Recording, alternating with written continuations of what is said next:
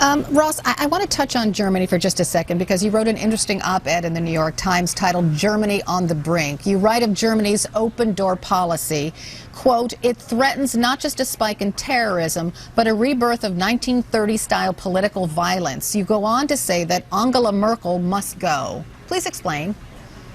Sure. I think that basically what's happened in Germany over the last year and a half is potentially disastrous for the long-term future of the country.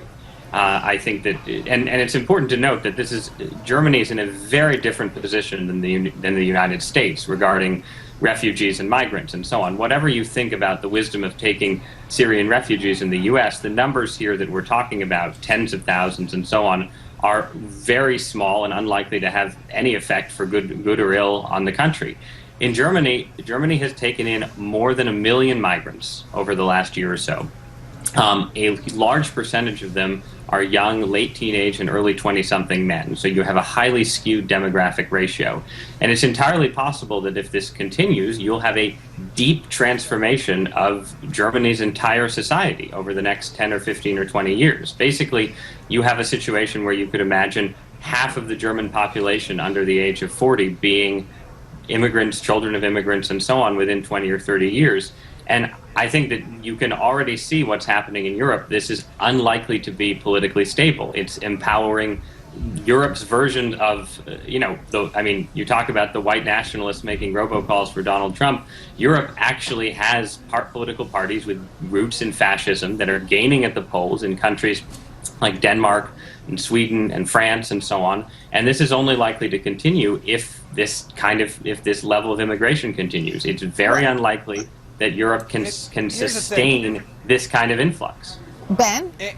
Angela Merkel, what she did was put the national security of her country at risk for personal political gain. She thought it was going to be a good political move to say we are a welcoming country, come on in, and they were not checking who was coming in. And if you want to help people, the last people on the list should be men ages 18, 19, 20, 21. They should have been helping seniors and children, specifically women. They didn't do a good job of policing this. And now you see the people in Germany who are genuinely terrified by what happened on New Year's and other attacks that have happened. And I think this only plays into the political conversation we're having in this country now. When Donald Trump says, we don't know who these people are we're letting in, you can't really background check them, we don't really know what their motives are.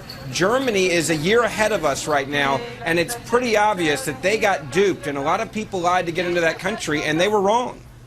Well, and I'd like you to reiterate once again, Ross, that the United States never intended to allow 1 million immigrants or migrants come into the United States. No, and the U.S. is just in a very different, we're in a completely different geographic position. We don't, what Germany is facing, and it's obviously an incredibly difficult challenge. You have people crossing the Mediterranean in boats, coming in through Greece and Italy and so on, who are trying to get to Germany. There are, land passages that take them there.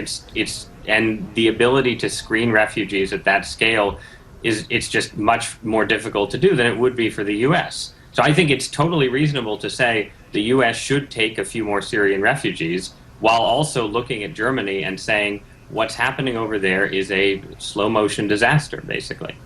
All right, I have to leave it there. Ross Douthat, Ben Ferguson, thanks to both of you.